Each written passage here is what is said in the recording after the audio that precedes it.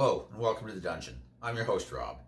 In today's video, we're going to be looking to combine Bard and Paladin together.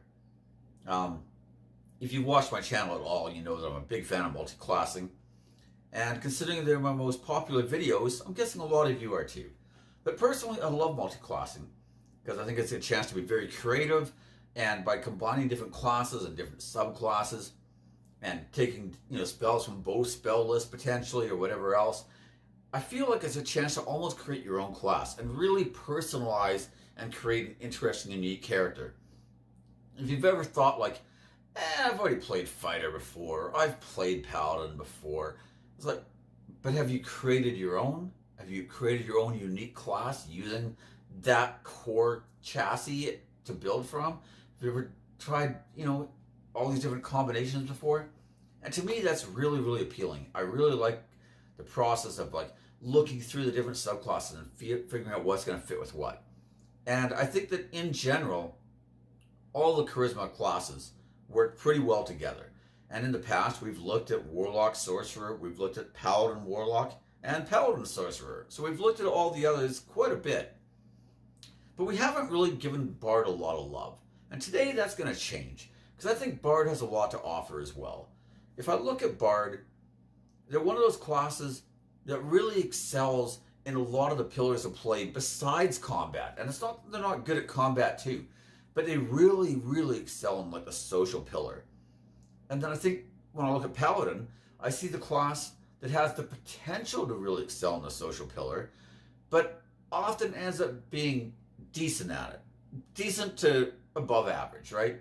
And the reason is, and this isn't really Paladin's fault, but between strength to wear your armor and swing your weapon, and charisma for your spell casting and your saving throws, and then you need some constitution because you're on the front lines getting hit a lot, you're left with a class that really has to spread itself thin.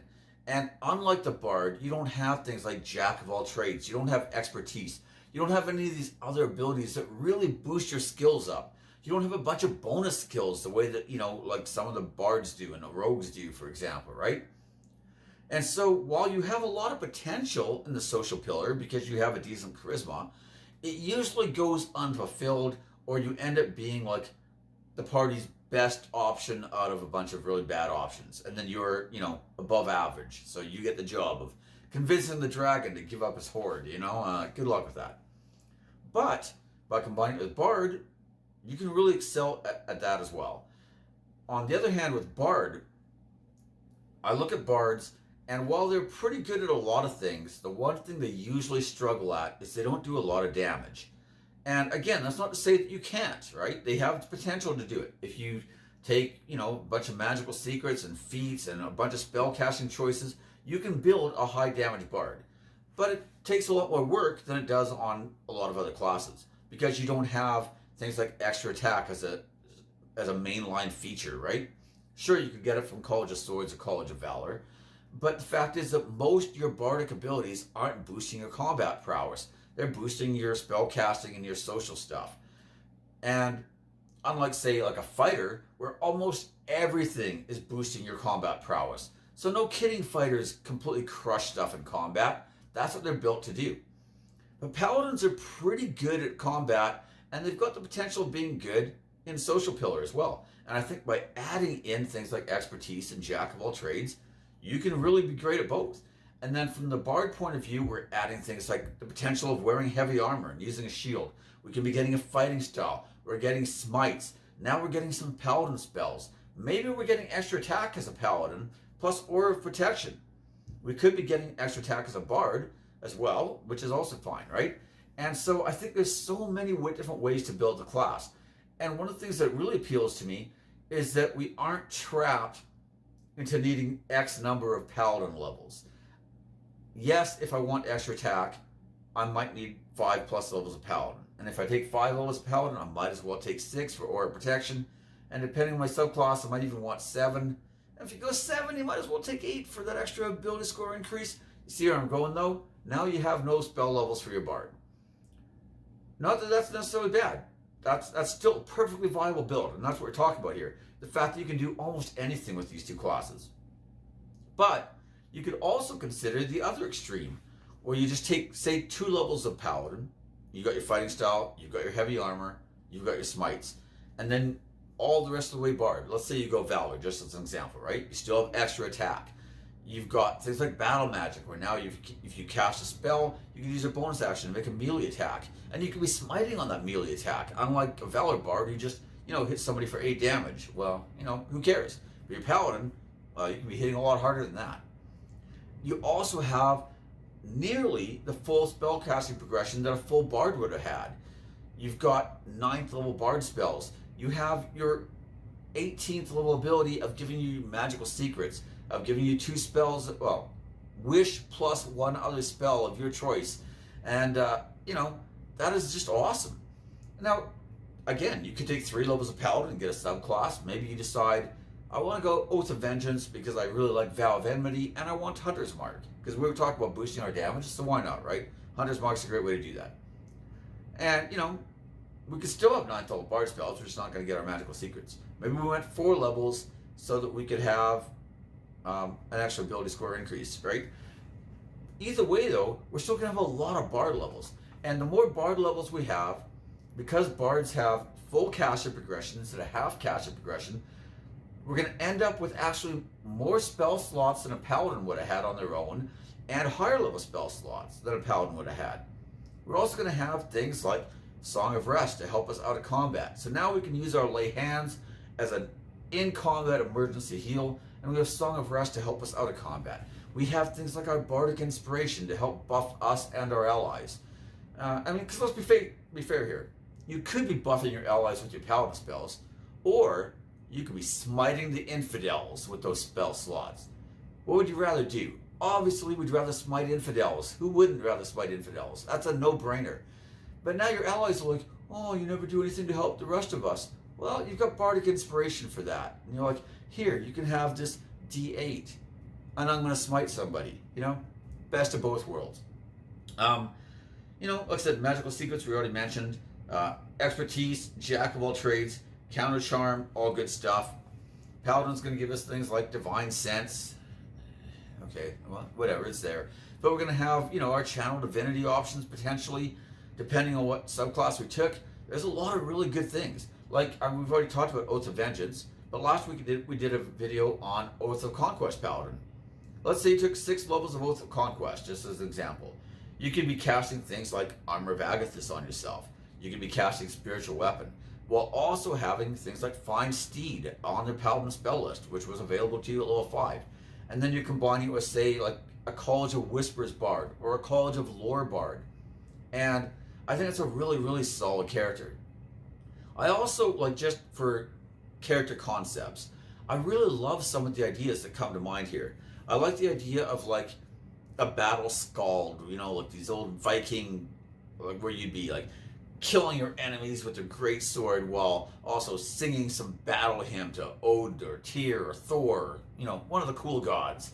And I really love that concept, I think that maybe the idea of like a interrogator, like Dark Inquisitor, like maybe like, this would be a great NPC actually. This would be an amazing NPC. Like a Oath of Vengeance Paladin combined with, like, say, a College of Whispers Bard, and then you, like, crush your enemies on the battlefield and then, like, torture them in order to get their secrets. I think that would be an amazing NPC. Like, imagine an evil villain who decides to come after the players, and the players get word that some inn they stayed at has been, like, burnt to the ground, and the innkeeper was, like, tortured for hours before he died, looking for information on the players. And now the players have this, like, cool, awesome villain that they just are probably going to hate. In my current campaign, the players encountered this group that worshiped this one god called Dralik the Flayer, and they were just a bunch of evil paladins, right?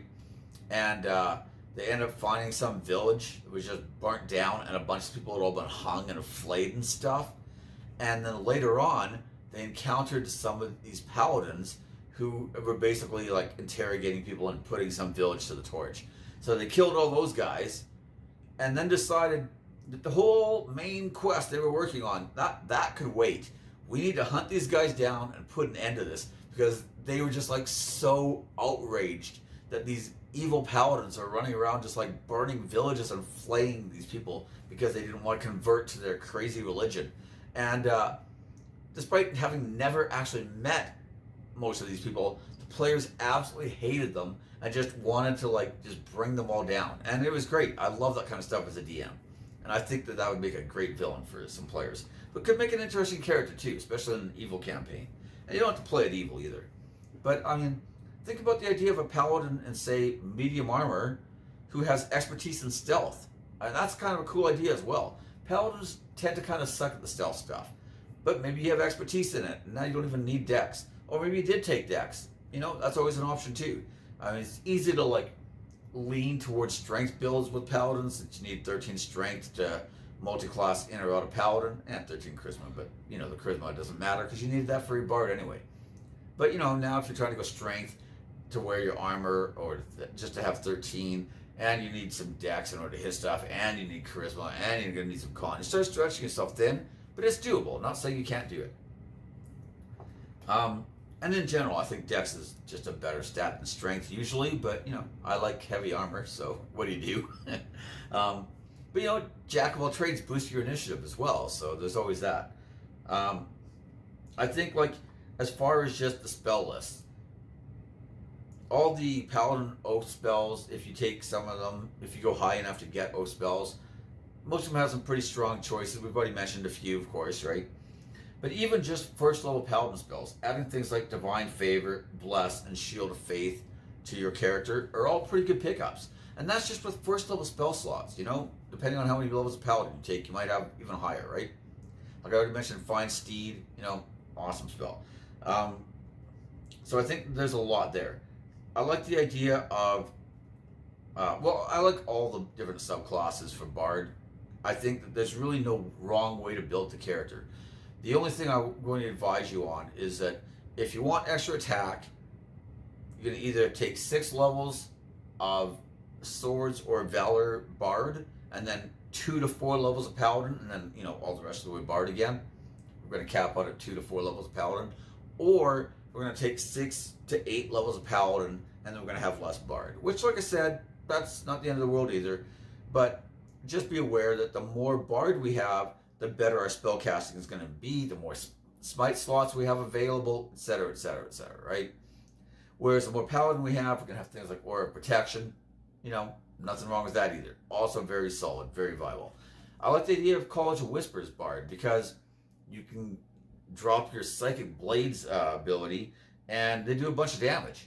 And just kind of like a Divine Smite, you can choose to use the ability after you've hit. So if you rolled a 20, for example, let's say you're a 6th level Paladin, 6th level Bard, right? Just as an example, right? So as a 6th level Bard, you've got 3rd level spell slots. You know, you could crit, drop your Psychic Blades from your Bardic Inspiration, which is going to do 3 die 6 at level 5. So that's going to get doubled to 6 die 6. And you're dropping a 3rd level spell slot, which is 4 die 8, which is also doubled to 8 die 8. 10 die 8 if it's undead or a fiend, right? That's a lot of damage. And even without a crit, that's a lot of damage, you know?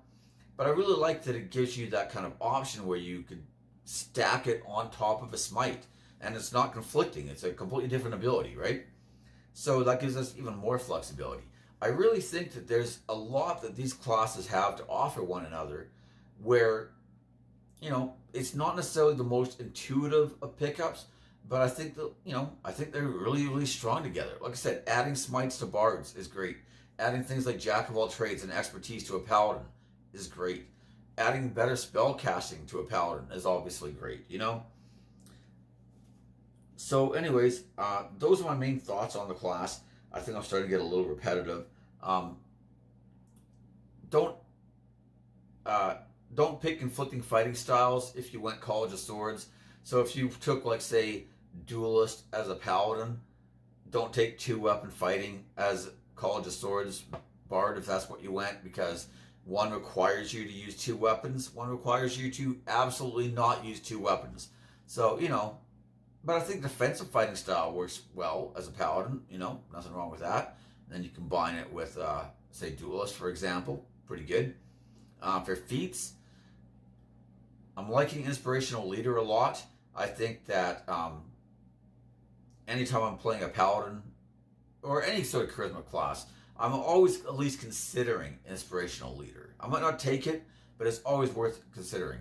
But especially on a Paladin, I like using it with my Fine Steed, because my Warhorse, he doesn't have a truckload of hit points. You know, he's only got like 19 hit points or whatever it is. So why not give him a bunch of temporary hit points every time we rest? And now hopefully he doesn't die all the time. I really love that.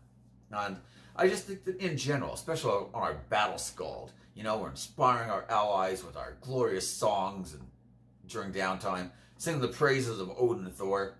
Even on our crazy flaying evil Paladin guy we talked about, you know, inspiring all your cultish followers with tales of bloodlust and working them up into a frenzy as we prepare to go flay the heathens. You know, that's good stuff too. Nothing wrong with that ability. If I don't have a consistent use of my bonus action, I might lean towards something like, say, a Polearm Mastery, right? Now, if I went with, say, Oath of Conquest and I have Spiritual Weapon, I might not care about Polearm Mastery. If I'm using Hunter's Mark from Oath of Vengeance, again, I might not care about it. But even if I am using those do require spell slots. So, you know, I could be smiting with those spell slots instead, right? Smiting infidels. So maybe I still want Polearm Mastery. Or maybe I just want the flexibility of being able to use Polearm Mastery if I feel like it. And, you know, not using that bonus action attack if I don't feel like it. Maybe I want to use a Hunter's Mark or a Spiritual Weapon instead, right? Obviously things like Alert, Lucky, all great. If I'm planning on maintaining casting on spells, I think that Resilient Con is a decent choice, but I'm probably going to lean towards Warcaster even more, because I might be using Sword and Shield, you know, in which case now I don't have to worry about all the funky rules with trying to, you know, stow an item while casting with, you know, somatic and verbal components and material components with my hands occupied. That kind of stuff gets really annoying sometimes, and if your DM's kind of a stickler for that stuff, it's easier just to not worry about it. And even at, you know, at the very least, getting advantage of my concentration checks is pretty awesome. So, you know, I'm going to lean towards those types of feats as well. Anyways, I think that's everything I have for this particular video. Feel free to, you know, like, subscribe, comment, do all that kind of usual YouTube stuff.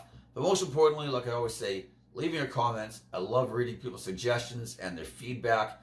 I love answering people's questions and seeing people who subscribe to my channel answering other people's questions. It's kind of cool to just see this like little tiny community that we're starting to build here. And, you know, I really, really enjoy that aspect of having a channel. In fact, it's my favorite thing about it. So, you know, that's everything I have. But thank you for watching, and I'll see you next time. Bye.